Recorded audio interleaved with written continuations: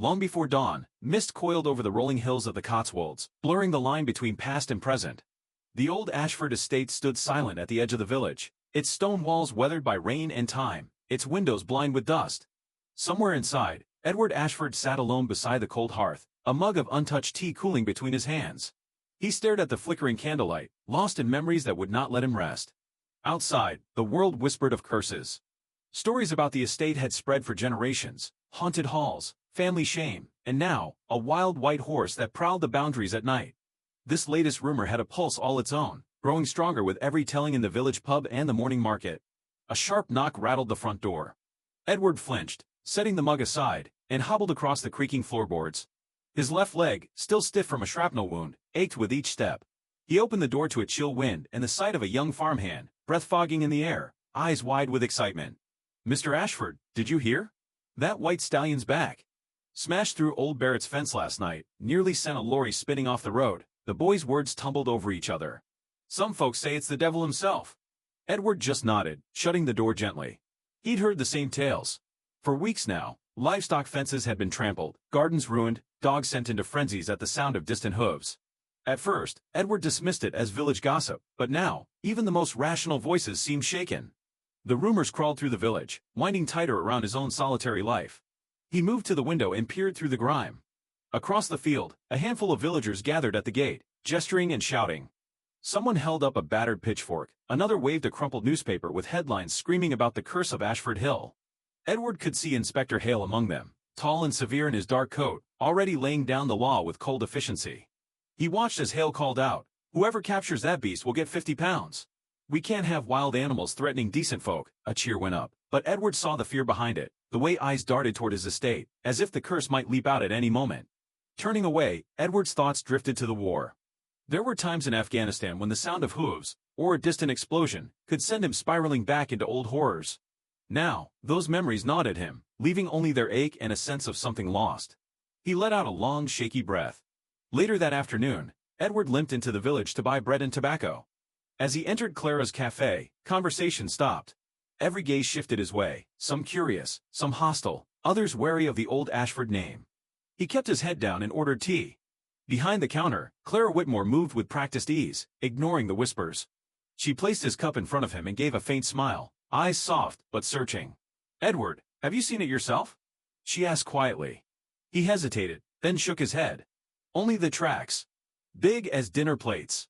Clara nodded, her tone gentle. "Some say it's cursed, others just scared. Hale wants that horse put down." At a nearby table, two farmers argued.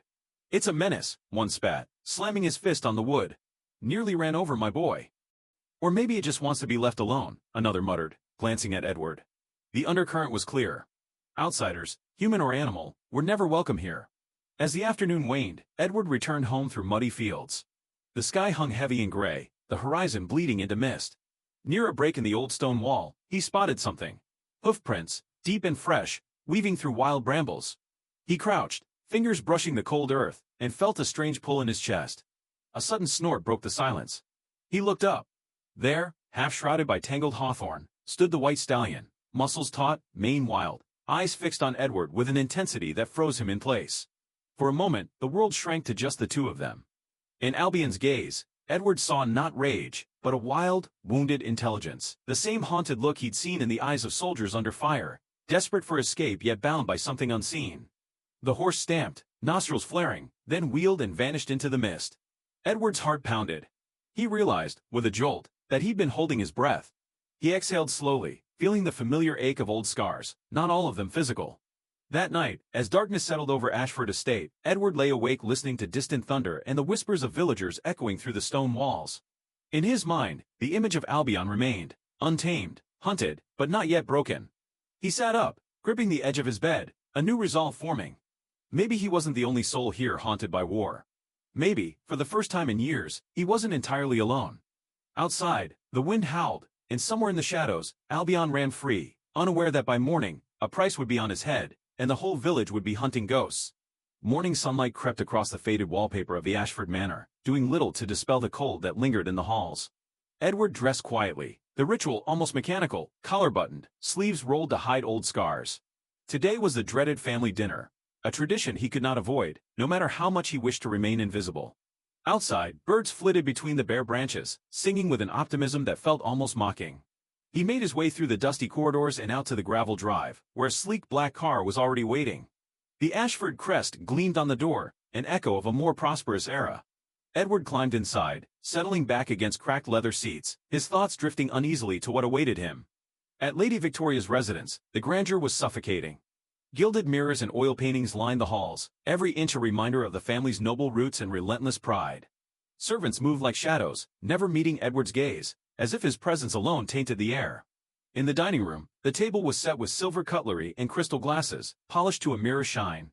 Lady Victoria herself presided at the head of the table, posture stiff as a ramrod, gray hair pulled into a severe chignon. Her eyes, sharp as a hawk's, barely softened as Edward entered. "You're late," she said, voice clipped. Edward took his seat without protest, flanked by distant cousins and aging aunts, each one perfectly groomed, each one wearing the same mask of thinly veiled contempt. Dinner began with strained small talk about the estate's declining fortunes and gossip from London. But the real attack came swiftly, as Edward knew it would. "So, nephew, I hear you've made quite a name for yourself in the village," Lady Victoria said, her tones syrupy but eyes glittering. "Tell us, how does it feel to be the subject of so much excitement?" A cousin tittered into her napkin. Edward forced himself to meet his aunt's gaze. "I have nothing to do with the trouble," he said quietly. "Nothing to do with it?" Lady Victoria arched an eyebrow. "They're calling it the Ashford curse again. A wild animal on your land, attacking honest folk, making a mockery of our family name. Do you think this is what your father would have wanted?" Edward felt heat rising in his cheeks, but kept his voice steady. "It's just a horse. It doesn't deserve to be hunted down for existing." "A war veteran defending a beast over his own blood," Lady Victoria snapped, the mask slipping for an instant. "You shame us, Edward. You always have. First you come back broken, then you hide away like a ghost, and now this. The world doesn't need another Ashford failure." For a moment, the silence was absolute. Edward could feel every eye at the table fixed on him, cold and judgmental. He glanced at the window, the gardens outside tangled and wild, so different from the suffocating order inside. One of the cousins, emboldened by the silence, piped up. "Perhaps it would be best to let the authorities handle it. Inspector Hale has offered a reward." Edward turned to her, the words sharp before he could stop them. "The authorities want to destroy anything they don't understand. Albion isn't dangerous. He's just trying to survive, like the rest of us." Aunt Victoria's lips thinned. "Survival is for the strong, Edward. For those who uphold the family's honor. Not for animals, or for cowards who turn their backs on duty." The rest of dinner passed in a haze. Courses arrived and disappeared, flavors lost on Edward's tongue. Conversation steered away from the horse, but not from Edward's failures. His time in Afghanistan, his limp, his isolation, they all became weapons, wielded without mercy. When the meal finally ended, Lady Victoria summoned him to the library. There, among rows of leather-bound books and ancestral portraits, she confronted him privately. Her voice dropped to a hiss. "I will not let you embarrass this family any further. Inspector Hale will have my full support, and my money. Albion will be caught and destroyed, and with him, the last remnants of this curse you brought upon us." Edward stared at her, feeling the weight of centuries pressing down. He wanted to argue, to explain, but the words dried up in his throat. Instead, he turned and left, her final warning echoing in his mind. As he made his way back to the manor, night was falling, and the air was thick with the promise of rain. At the gate, he saw a familiar figure, Clara Whitmore, wrapped in a blue shawl, waiting beside the old iron fence. Her presence was a balm, cutting through the day's bitterness. "I heard about dinner," she said quietly. "Don't let them break you, Edward." He managed a tired smile. "They've been trying my whole life." She hesitated, then reached through the bars to touch his hand. "Albion's not the only one fighting to survive. If you need help, you know where to find me." He nodded, squeezing her fingers, grateful for the lifeline. Back inside, Edward stood at his bedroom window, watching lightning flash over the hills. In the darkness, he could almost see Albion, wild, white, untamable, galloping across the moors, hunted by men who feared what they couldn't control. And in that image, Edward saw a reflection of himself. Far away, at the police station, Inspector Hale counted a fresh stack of banknotes, Lady Victoria's signature on the envelope. Orders were given, traps were set, and the hunt for Albion moved into its next, deadlier phase. The old world was closing in, but Edward, haunted and battered though he was, felt something stubborn flicker inside him. He would not surrender. Not yet. The following days unfolded beneath a ceiling of low, stubborn clouds, the kind that pressed down on the countryside and made the whole world feel heavy. Edward wandered the wild edges of his estate, the wind tugging at his coat as he moved through tall grass and tangled undergrowth.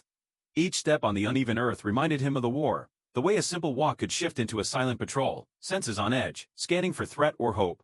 But now, instead of gunfire, it was the promise of hooves and the glint of a mane that kept him searching. Everywhere he went, Albion's legend seemed to have grown. Edward passed by farmers hammering new boards onto fences, their faces tight with worry. Children dared each other to creep up to the ruins at dusk, giggling nervously as they told tales of the ghost horse. Even the birds seemed restless, wheeling overhead as if searching for some hidden secret in the fields below. But Edward's reasons for searching were different. He wasn't hunting Albion, he was drawn to the stallion by a sense of kinship, an ache that wouldn't let him rest.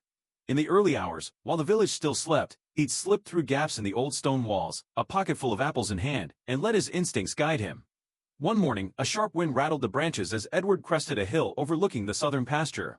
He stopped, heart suddenly pounding, as a flash of white darted through the brush ahead. There, half-shrouded in mist, stood Albion. His flanks streaked with mud, his eyes fierce and wary. The stallion's ears flicked back, muscles coiled tight as if ready to bolt at any sign of threat. Edward crouched low, careful not to make any sudden moves. He took an apple from his pocket, rolling it across the grass toward the horse. For a moment, Albion stood absolutely still, nose quivering. Then, slowly, step by measured step, he drew closer, hooves barely making a sound. Edward barely breathed. He let the memory of the war slip over him, the discipline of stillness, the way he'd learned to quiet his heartbeat when danger was near. He whispered softly, words lost to the wind. Albion edged forward, sniffed the apple, and, after a tense, eternal pause, snatched it up, chewing quickly before stepping back out of reach. That small act felt like a truce, however fragile. Edward stayed there, not reaching out, simply sharing the quiet space. The stallion circled him warily, snorting, testing the air for hidden threats. At times, Edward saw flashes in those dark eyes, a flicker of pain, a deep-rooted fear, but also a stubbornness, a refusal to yield. The same look Edward had seen in comrades forced to keep going, no matter how battered or lost. Suddenly, the wind shifted, carrying a distant shout across the field. Albion jerked his head up, mane whipping, and bolted with astonishing speed. Within seconds, the horse was gone, swallowed by the thicket, leaving only fresh hoofprints and a half-eaten apple behind. Edward let out a long, shaky breath. He stared at the hoofprints, feeling the old ache in his leg, a reminder that trust, like healing, was a slow and painful process. That afternoon, as clouds thickened overhead, Edward's mind drifted back to Afghanistan. He remembered the thunder of hooves during a dawn raid, the panic of battle, the smell of dust and fear. There was a moment, etched into his memory, when a young soldier beside him had stared into the chaos with the same haunted eyes Albion had shown him. Edward had tried to reach that man, to pull him from the terror, but the war had its own rules. Some survived, others didn't. The scars they carried were invisible, but just as real. The village was alive with tension. At the cafe, the air was thick with gossip. Clara moved among the tables, listening, calming tempers where she could. From the window, Edward watched as Inspector Hale strode through the square, stopping to speak with anyone who would listen. Hale's voice carried over the noise, sharp, commanding, promising protection, promising results. He was assembling a team, offering coin for anyone brave enough to help track the horse. Edward turned away, the bitterness rising in his chest. He didn't trust Hale's methods. Men like him had no patience for fear or pain, they only respected force and order. If Hale caught Albion, there would be no mercy, no understanding. Just another casualty, another untold story. Late that night, unable to sleep, Edward paced his study, the room lit only by the glow of a dying fire. On the desk lay an old field journal from his army days, pages filled with scribbled notes, fragments of memories. He picked it up, running his finger over the battered leather cover, then paused. He flipped to a blank page and wrote, "Saw Albion again. He trusts just enough to take food from my hand. Not wild, not savage, just scared. Just like the rest of us." The words hung in the air, a promise and a challenge. Edward knew what he had to do. He'd keep searching for Albion, not as a hunter, but as a guardian. He'd fight to keep him free, even if the rest of the world wanted him gone. Outside, the wind howled through the trees, carrying with it the distant sound of hooves, real or imagined, Edward couldn't tell. But somewhere out there, Albion ran wild beneath the stars, a living testament to everything Edward still believed in: freedom, resilience, the possibility of redemption. And as dawn crept over the Cotswolds, Edward felt something shift inside him. He wasn't healed, not yet, but for the first time in years, he was moving toward hope, step by uncertain step, through the wild fields he called home. The village square was alive with tension as dust settled over the Cotswolds, the golden light fading from the narrow lanes and weathered cottages, That evening, Clara Whitmore's cafe filled quickly, locals squeezing in, boots muddy from the fields, voices rising with every retelling of the latest rumor about the white stallion. The bell above the door jangled constantly, letting in a parade of farmers, laborers, and housewives, all seeking answers or allies. Edward hesitated at the threshold before slipping inside, head down, hoping to disappear into the swirl of conversation. But his presence was like a stone tossed into still water, every eye seemed to find him.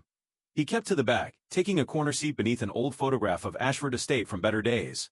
The aroma of coffee and fried onions mingled with the sharp tang of fear. At the center of the room, Inspector Hale stood rigid in his uniform, boots polished to a cruel shine, his hat resting on the table beside him. He laid out a crude map, tracing lines with his finger. "I'm telling you, this animal is a menace. Last night, it spooked Mrs. Hargreaves' mare. Next time, it could be a child." His voice was meant to stoke panic, and it worked. A cluster of villagers nodded, muttering darkly about curses and chaos. But not everyone agreed. At the bar, a few older men shook their heads. "My grandfather kept wild ponies on those hills," one said, "never harmed a soul."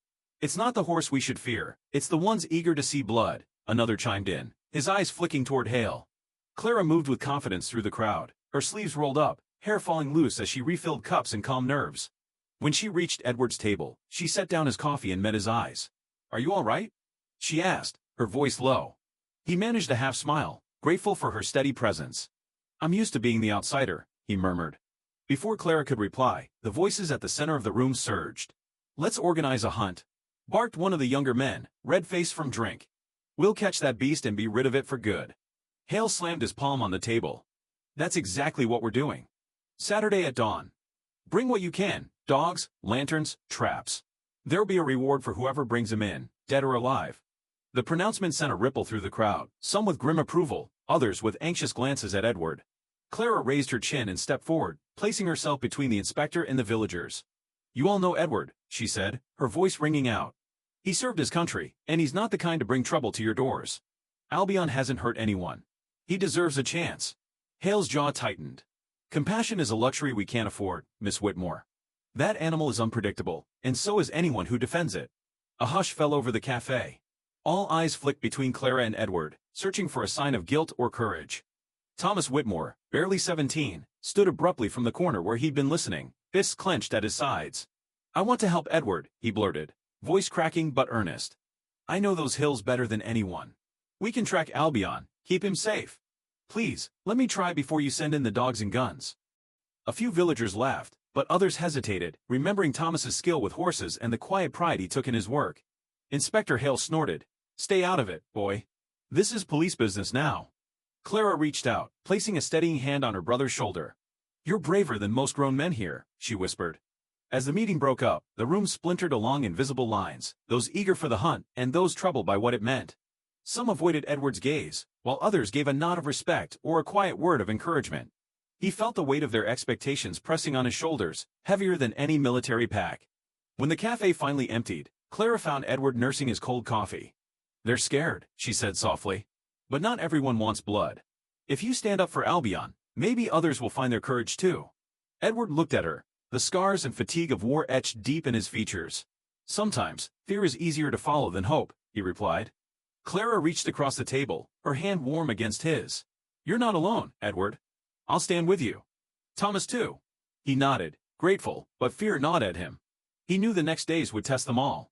As he left the cafe, Thomas caught up with him outside. The teenager's eyes shone with excitement and worry. "I mean it, Edward.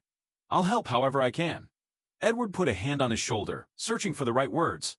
"Thank you, Thomas. But this isn't a game. People are scared, and that makes them dangerous." Thomas straightened.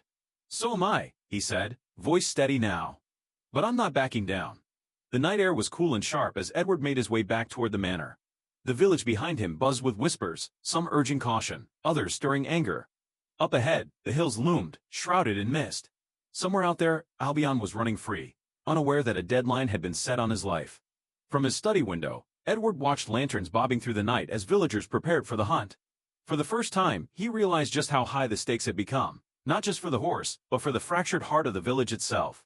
And in that uneasy darkness, a single question haunted him. Could he protect Albion, or would fear and fury claim them both? The wind was restless that night, whipping across the hills and rattling the old shutters of Ashford Manor. Edward sat alone in his study, lamplight flickering across stacks of unopened letters and faded medals. The voices from the cafe still echoed in his mind, Clara's defiance, Thomas's courage, Hale's threats. Outside, darkness pressed against the windows, thick with the promise of danger. He knew the hunt would begin at dawn. There would be men with lanterns and guns, dogs howling on Albion's scent, and no mercy for a creature the village had already judged guilty. Edward pressed his forehead to the cool glass, eyes searching the wild shadows for any sign of the stallion. He couldn't sleep. He couldn't even sit still. As midnight crept closer, he gathered a blanket, a flask of water, and a handful of apples. Without a word, he slipped out the back door, boots silent on the dew-damp grass, and disappeared into the night. The hills beyond the manor were shrouded in mist, the moon a pale blur above the treetops. Edward moved quietly, his breath clouding the air, every sense attuned to the smallest sound. Branches snapped underfoot, owls called in the distance, and somewhere far off, a fox barked. He kept to the hollows and hedgerows, head low, until he reached the old clearing at the top of Ashford Hill, the place where he'd first seen Albion's tracks weeks before. He waited, wrapped in his coat and memories, listening as the world held its breath. Time stretched and blurred, the silence interrupted only by the rustle of leaves and the steady thump of his heart. Suddenly, a faint movement caught his eye. Between two gnarled oaks, a pale shape materialized out of the darkness, Albion, wild and luminous beneath the moonlight, mane rippling like water. The stallion's eyes glinted, wary but curious, nostrils flaring as he caught Edward's scent. Edward remained perfectly still, hardly daring to breathe. Slowly, he reached into his pocket and placed an apple on the grass before him. For a long moment, Albion didn't move. Then, with a hesitance that spoke of old wounds, the horse stepped forward, 1, 2, 3 careful strides, until his nose brushed the apple. He ate, eyes never leaving Edward. They faced each other in silence. Edward's mind raced with everything he wanted to say. Instead, he whispered softly, voice hoarse. "You're not alone out here. I know what it means to be hunted, to be misunderstood." Albion flicked his ears, as if listening. Edward stretched out his hand, palm open. The stallion sniffed it, warm breath sending a shiver through Edward's arm. And then, for the first time, Albion leaned forward and gently pressed his muzzle to Edward's skin. It was a fragile moment, but it felt sacred, a pact made in moonlight between two survivors. Edward's eyes stung with tears he hadn't let himself shed in years. He knelt in the cold grass, hand resting on Albion's neck. "We're both running from something, aren't we?" he murmured, voice trembling. "We survived. But we're still not free." He lost track of time as he sat with the horse, comforted by the steady rhythm of Albion's breath. The wind shifted, carrying a new sound, a distant, mechanical rumble. Edward froze. Somewhere down the hill, headlights bobbed through the trees. He heard the crunch of tires over gravel, men's voices rising and falling, the sharp bark of a dog. Albion's ears shot up, muscles tensing, eyes wide with panic. Edward moved fast, whispering reassurance, stroking the horse's neck, but the stallion trembled, nostrils flaring as fear surged through his body. Edward looked toward the sound. The gleam of a flashlight swept across the hillside, too close. He could make out the voices now. "Fan out. He's up here somewhere. Hale wants the horse alive if possible, but don't take risks." He realized what was happening. Inspector Hale had ignored his own deadline, sending hunters out under cover of darkness. Edward's blood ran cold. He rose to his feet, keeping his body between Albion and the approaching lights. In the gloom, he could just see the silhouettes of men with rifles, dogs straining at their leashes. Albion whinnied softly, stomping the ground, ready to bolt. Edward whispered, "Easy, boy." "Not yet." He fumbled in his coat for a length of rope, just in case, but didn't use it. He let his voice do the work, murmuring the way he used to calm frightened soldiers. "We'll get through this, you and me. Just hold on." A beam of light swept over them. Edward shielded his eyes, heart pounding. "Hey! Over here!" a voice shouted. Albion bolted, but not away from Edward. Instead, the stallion circled back, pressing close to him for a split second before plunging into the underbrush, ghostly and silent. Edward moved fast, ducking behind a fallen tree as footsteps thundered past, curses echoing in the night. He lay hidden as the men searched, their voices growing angrier as they found nothing but hoofprints in the mud. "He was here. I saw him. Where did he go?" Finally, the hunters drifted away, defeated for now. Edward waited until their lights faded before standing. His heart hammered in his chest, fear and adrenaline coursing through him. Above him, the first light of dawn tinged the sky pink. Edward stood alone on the hill, clothes soaked with dew, the memory of Albion's touch burning in his mind. He knew now, whatever happened, he wouldn't let fear win. He would stand between Albion and the world, no matter what it cost. The pale light of morning crept over the hills, gilding the edges of the wild grass and bringing every stone and bramble into sharp relief. Edward had not returned home. Instead, he'd spent the remainder of the night sheltering in a shallow hollow, eyes burning with fatigue, heart still pounding from the narrow escape. Albion lingered close by, hidden among the dense thickets, muscles twitching at every distant sound. For a while, they rested together in the uncertain dawn, breathing in time with the slow awakening of the land. As the sun climbed, the world shifted. The peace of early morning was soon shattered by the sound of vehicles grinding up the rutted lanes, a battered jeep, followed by 2 trucks packed with men and dogs. Inspector Hale's voice, crisp and commanding, echoed across the moor, urging his team into position. The hunt was no longer a secret. The village had become an audience, drawn by the promise of a spectacle. Edward felt the tension rising with each passing minute. He led Albion toward the edge of the woods, hoping to put distance between themselves and the approaching search party. But every path seemed blocked, every escape route threatened by the persistent advance of men who saw only a prize, not a living creature with a soul. Albion paced restlessly at Edward's side, eyes wide, flanks trembling. "Easy, boy," Edward whispered, stroking his neck. "We'll find a way. Just trust me." Suddenly, a gunshot cracked the air, sharp and close. Albion spooked, rearing up, nearly knocking Edward to the ground. Edward stumbled but managed to hold on, his own body a barrier between the horse and danger. "No." He called out, voice ragged, "Don't shoot, he's not violent. He's just scared." Inspector Hale appeared at the edge of the clearing, flanked by 2 deputies, shotgun in hand. "Step away from the animal, Ashford." Hale barked, his face flushed with anger and triumph. "This is your last warning. The village has had enough of your nonsense." Edward stood his ground, breathless and shaking. "You don't have to do this. Albion hasn't hurt anyone. Let him go, Hale. There's no honor in this hunt." Hale's eyes narrowed. "The only thing dangerous here is you, Edward. You've endangered this entire village with your sentimentality. Step aside." Albion whinnied, pressing his side into Edward as if seeking protection. The deputies raised their weapons, advancing. Behind them, villagers began to appear. Men, women, even children, drawn by the commotion. Some looked uncertain, others whispered amongst themselves. The old boundaries of fear and loyalty wavered in the morning light. One of the deputies cocked his rifle. "Move, Ashford, or we'll move you." Edward planted his feet in the muddy grass, hands spread wide. "If you want him, you'll have to go through me." The words hung in the air, a challenge and a plea. For a heartbeat, no one moved. Suddenly, Clara broke through the crowd, pushing aside villagers and deputies alike. Her hair was wild, her cheeks flushed. "Edward, get back. Don't be a fool." Edward shook his head. "I won't let them hurt him." Clara turned to the crowd, voice trembling but strong. "Is this what we are now? A village that turns on its own, that hunts the helpless because we're scared?" A murmur rippled through the onlookers. Some lowered their eyes in shame, others shuffled their feet, uncertain. Thomas appeared beside Clara, fists clenched. "He's right. This isn't justice, it's cruelty." Inspector Hale, sensing his grip on the crowd slipping, raised his shotgun, leveling it at Albion. "Last chance, move, Ashford." Edward glanced at the villagers, saw their hesitation, their doubt. He looked at Albion, the stallion's breath warm against his arm, then back at Hale. "I've seen enough death, Inspector. I won't be part of it here." Hale's finger tightened on the trigger. For a split second, Edward braced himself, but before Hale could fire, a shout rang out from the crowd. "Enough! Let them be!" It was old Mr. Jennings, the blacksmith, his voice shaking with age but ringing with authority. The deputies hesitated, looking to Hale for guidance. Hale snarled, frustrated, but the spell had broken. The villagers surged forward, placing themselves between Edward, Albion, and the armed men. Clara stepped in front of Edward, arms spread.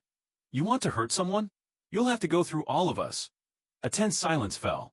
Hale looked around, realizing the tide had turned. Slowly, he lowered his weapon. The deputies followed suit.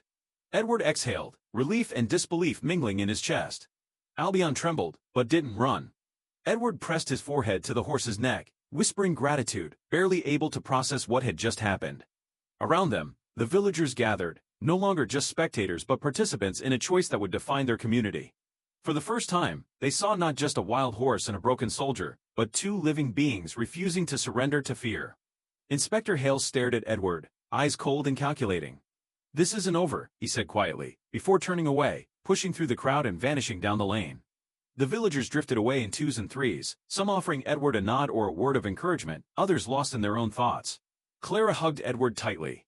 "You did it. For now," she whispered. Edward looked down at Albion, his heart pounding. He knew this victory was only temporary, the fight was far from finished. But as the morning sun broke through the clouds, casting light over the battered field, hope, fragile but real, began to grow. The confrontation on the moor left Edward hollowed out, but as he walked Albion back toward the fringe of Ashford land, the crowd slowly dispersing behind him, he felt the stirrings of something unexpected: pride. The villagers had chosen mercy, even if only for a moment, and the world felt changed, if only slightly. Albion was skittish, still trembling from the ordeal, but followed Edward's steady hand, the rope trailing loosely, more a symbol of trust than restraint. By the time they reached the edge of the woods, a hush had fallen over the land. Edward let Albion graze in a quiet glade while he sat beneath an ancient oak, head in his hands, exhaustion seeping through his bones. He replayed the morning's events, Hale's fury, the crowd's divided faces, the old blacksmith's unexpected support. For years, he'd lived as a ghost among these people, but today, his voice had found weight, and the village had listened. He knew, however, that victory was far from certain. That afternoon, the local council convened in the village hall, a squat brick building that had weathered generations of storms and scandals. Edward arrived late, Albion's scent still clinging to his coat. He slipped in quietly, taking a seat at the back. The hall was packed. The air crackled with tension, resentment, and a lingering fear that could not be shaken by a single act of defiance. Inspector Hale presided at the front, stiff and severe, eyes scanning the faces with a predator's focus. Lady Victoria Ashford sat beside him, back ramrod straight, jaw set in disapproval. She glanced at Edward with a look that could freeze stone. The meeting opened with the usual formalities, but it was clear why everyone was there. Hale stood and addressed the room, voice clipped and commanding. This situation with the wild stallion has gone on long enough. We all saw this morning what happens when law and order are ignored. The horse is dangerous, and so is anyone who encourages it. For the good of the village, decisive action is required. Edward felt dozens of eyes flick toward him. He rose slowly, hands steady, voice calm. You all know me. You know what I've survived, and what I carry. I won't pretend that I'm not broken, or that I haven't failed before. But I know what it means to live in fear, to be hunted for something you can't control. Albion isn't a threat. He's a living being, worthy of compassion. If we destroy everything that frightens us, what does that make us? A murmur rippled through the room, some agreeing, others frowning. Lady Victoria spoke next, her words precise and icy. Edward, you are not the only one who has suffered loss. The Ashford name once stood for honor and responsibility, not chaos and scandal. Your insistence on defending this animal, this curse, endangers us all. I have seen enough. Inspector Hale will have my full support in doing whatever is necessary. Hale nodded grimly, pulling out a sheet of paper. The council has granted me authority to act. For the next 48 hours, I have permission to use any means necessary to remove the threat, including lethal force if required. I urge you all to stay indoors and let the professionals handle it. Anyone interfering will be considered obstructing justice. The announcement sent a chill through the hall. Clara stood up, her cheeks flushed with anger. No! This isn't justice. Albion isn't the danger, we are, when we let our fear dictate our actions. I've watched Edward risk everything for that horse, not out of pride, but out of empathy. If we let Inspector Hale treat every living thing as an enemy, then maybe we're the ones who need saving. Her words landed hard. A few villagers clapped, others just looked away, the weight of the decision pressing down on everyone. Thomas stood, voice trembling but fierce. If you want to go after Albion, you'll have to go through us too. The room threatened to dissolve into chaos, but Hale hammered his gavel, restoring order with force of will. My decision stands. Anyone assisting Edward or the horse will answer to the law. The meeting ended in disarray. Edward slipped out into the fading light, nerves raw, heart racing. Clara and Thomas caught up with him outside. What do we do now? Thomas asked, face pale with fear and resolve. Edward looked from Thomas to Clara, then back at the shadowed hills beyond the village. We do what we've always done, he said quietly. We protect each other, and we stand our ground. The next hours were a blur of hurried preparations. Edward gathered supplies, blankets, water, oats, while Thomas ran messages to villagers who might be sympathetic. Clara brewed strong coffee and set out extra bread in the cafe, quietly organizing support. They worked in silence, the air heavy with the knowledge that this was no longer just about a horse, but about what kind of people they wished to be. Night fell thick and starless. Edward led Albion to a hidden path along the edge of Ashford's old boundaries, keeping to the shadows. He could feel the land itself holding its breath, waiting for what would come. He paused at the crest of a hill, looking back at the village, the faint glow of lanterns, the memories of everything he'd lost, and everything he still refused to surrender. Clara's words from the meeting echoed in his mind. If we let our fear decide, then maybe we're the ones who need saving. As Albion nuzzled his shoulder, Edward knew the spiritual battle was only beginning. Tomorrow would bring guns and sirens and judgment. But tonight, he allowed himself to hope that courage, however fragile, might be enough. The next day dawned raw and gray, the kind of morning when every sound seemed louder and every shadow seemed to move. Edward woke before first light, nerves strung tight, a dull ache in his chest. He had hardly slept. Outside, the land was silent, dew turning the grass silver, the air heavy with the threat of another confrontation. Albion, sensing the tension, grazed nearby, every muscle alert. The village below was waking up, but its heart felt changed, stirred by fear, confusion, and the memory of the previous day's reckoning. Edward knew he couldn't risk hiding Albion near the main roads or the crowded fields. He needed somewhere old and forgotten, a place where the horse could rest and recover, at least for a few precious hours. There was only one choice: Ashford's Hollow, the overgrown valley that once belonged to his family, now abandoned and wild. It lay at the far edge of the estate, shielded by thickets of hawthorn and oak, choked with brambles and memories. He led Albion along secret paths at the break of dawn, careful to leave no tracks for Hale's men or the curious villagers who might want to play hero for a day. The air smelled of moss and rain, the world shrinking to just the two of them and the rhythm of their breathing. The further they went, the more Edward felt the old sadness and hope of the hollow pressing in on him, a place of endings and beginnings, where his ancestors once dreamed and worked the land. When they finally reached the valley, Edward paused at the rusted gate. The hinges groaned as he pushed it open, thorns snagging at his coat. Albion stepped inside without fear, pausing to sniff the air, his white coat streaked with mud. Here, the grass grew tall and wildflowers tangled with the ruins of an old stable. Edward loosened the rope, watching as Albion wandered free for the first time in days. The horse circled back and forth, testing the boundaries, then came to a stop beside an ancient oak. Edward watched him, a strange tightness in his chest. He pulled a few apples from his pocket, setting them on a rock. Albion approached and nuzzled the offering, then turned to look at Edward, calm, trusting, as if to say, "You brought me here, and I choose to stay." Edward slumped against the tree, closing his eyes. For the first time in a long while, he allowed himself to imagine a future, one where Albion could live in peace, where he might rebuild something from the ruins of his family's estate, and where the wounds of war and exile might finally begin to heal. The thought brought a heaviness to his heart, but also a kind of stubborn hope. He wasn't alone for long. The undergrowth rustled, and Thomas emerged, mud-stained and out of breath. "You picked a good spot," the boy said, eyes bright with admiration and worry. "Nobody comes here anymore. Too many old stories, too much bad luck, they say. But I think it's just waiting for something new."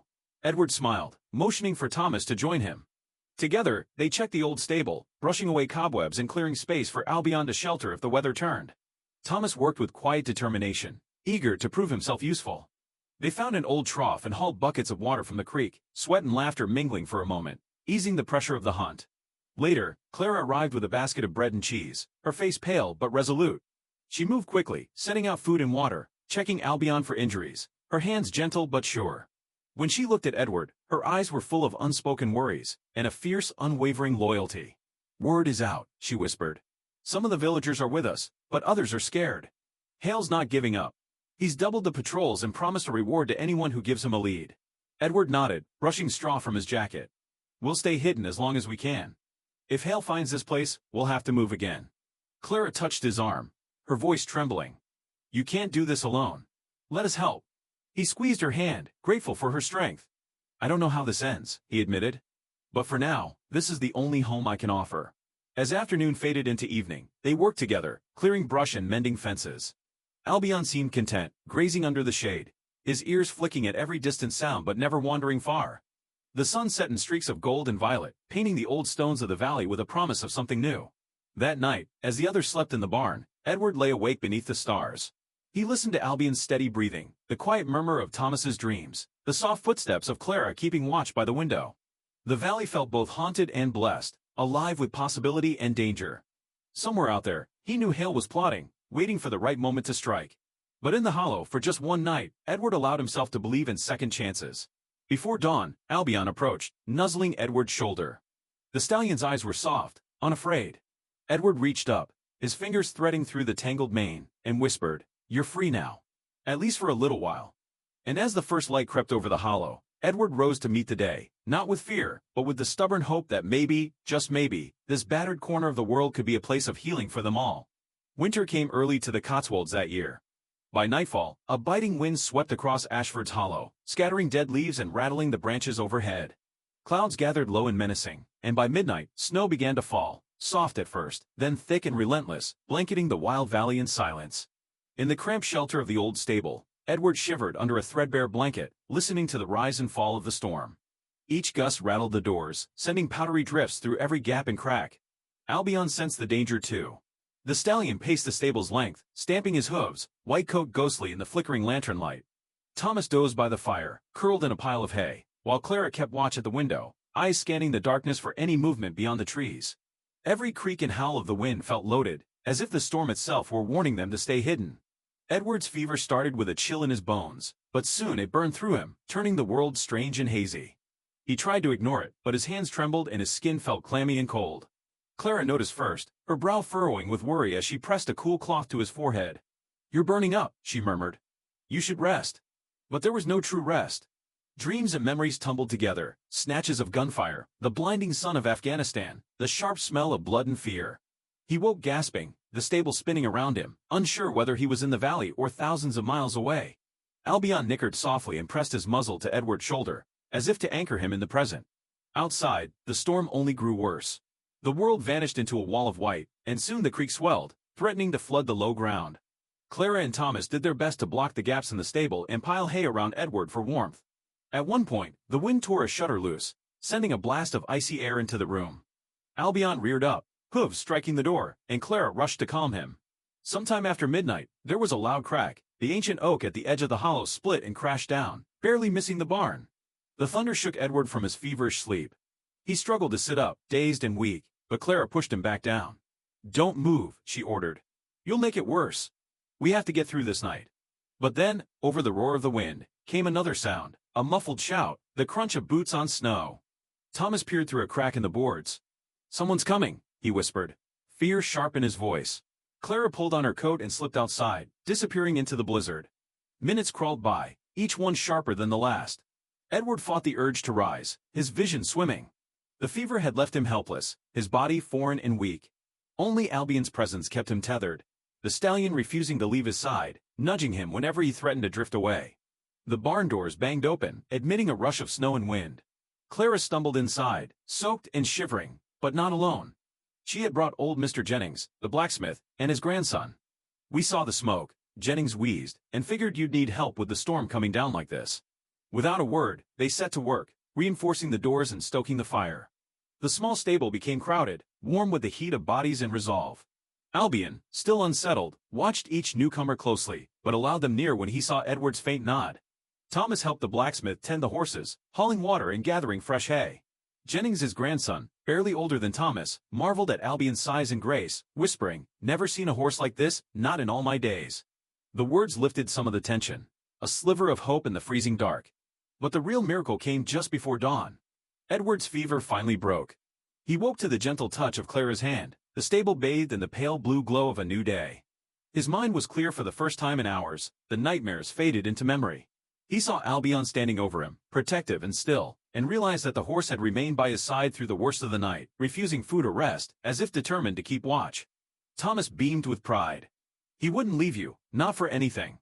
Edward reached out, fingers trembling, and stroked Albion's neck. "He saved me. Just as much as I tried to save him." Outside, the snow finally stopped. The world was transformed, trees iced in silver, the ground dazzling and clean. Villagers began to appear at the edge of the hollow, drawn by rumors of what had happened. Some arrived out of curiosity, others to offer help, but all stopped in awe at the sight of Albion standing guard over Edward. The word spread fast. Even those who'd called Edward a fool or a curse could no longer deny what they saw. The wild stallion had chosen to protect a broken man, refusing to run even when given every chance. In that silent, snowy morning, something shifted in the hearts of the people. The old tales of curses and shame faded, replaced by a deeper understanding, a kind of respect born from witnessing loyalty in its purest form. Inspector Hale appeared, arms folded, eyes narrowed. But even he could not ignore the truth. The village was no longer united against Edward or Albion. Now, the story was different. Now, they belonged. As the sun climbed higher, melting ice from the eaves, Edward knew that the storm had been a trial, not just of survival but of loyalty, both for Albion and for himself. He saw the hope reflected in Clara's smile, in Thomas's pride, and even in the cautious acceptance of the villagers gathering at the gate. For the first time in years, Edward felt at home. Spring returned to the Cotswolds with quiet dignity. The air softened, ice receded from the streams, and wild flowers poked bravely through the battered earth of Ashford's Hollow. The long winter had left its scars, but it also brought something new, healing, in ways no one in the village could have predicted. Edward was slow to recover, his strength coming back with each mild, sunlit day. He moved carefully about the hollow, mending fences with Thomas, patching up the old stable, and working side by side with Clara. Her laughter echoed through the trees, bright and warm, and sometimes she'd rest her hand on his arm, grounding him, pulling him from old ghosts into the present. Albion remained close at all times, a watchful presence, both wild and gentle. The bond between man and horse was now plain for all to see. The hollow itself had come alive again.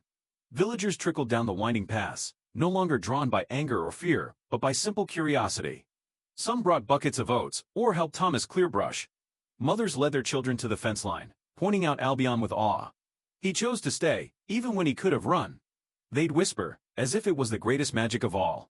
One soft morning, the village council arrived, somber and hesitant. Inspector Hale was among them, hat in hand, his usually stern gaze tempered by something almost like humility. He stood a little apart from the others, arms crossed, eyes shifting between Edward and Albion.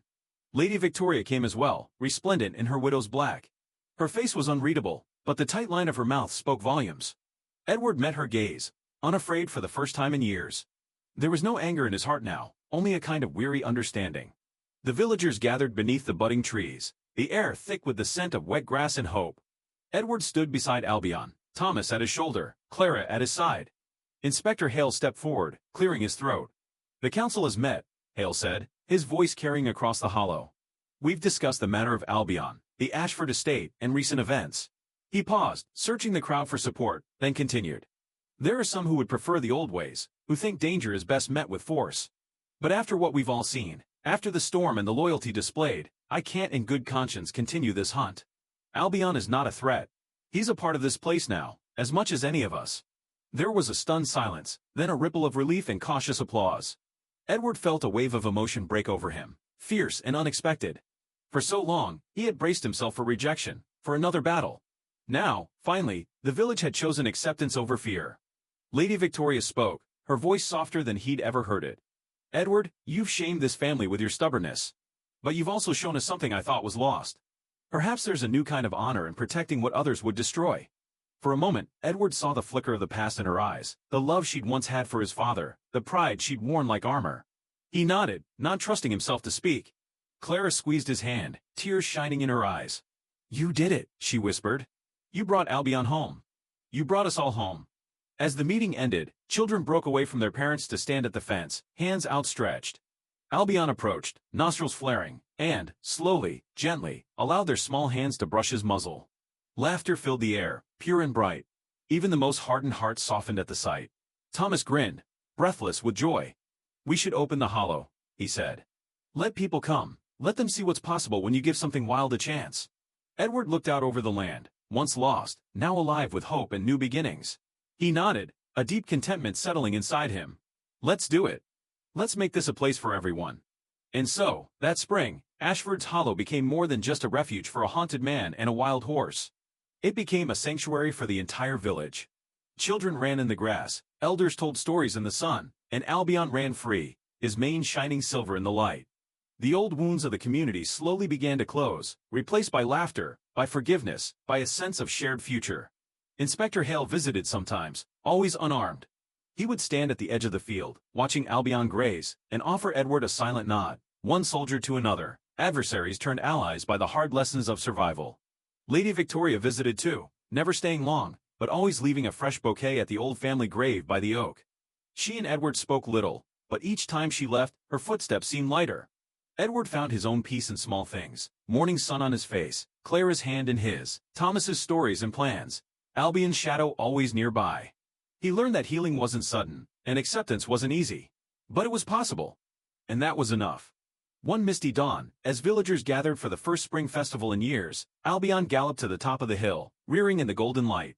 Edward stood with Clara and Thomas, watching him, a quiet pride blooming in his chest. He turned to the crowd and spoke simply, "We all have our ghosts. But if we face them together, if we choose hope over fear, maybe we can all find our way home." The words hung in the air, a benediction for a new beginning. And so the legend of Albion, the wild horse, the wounded soldier, and the village that found its heart, became more than a story. It became a promise that no matter how broken the past, a new future was always possible, if only you had the courage to claim it.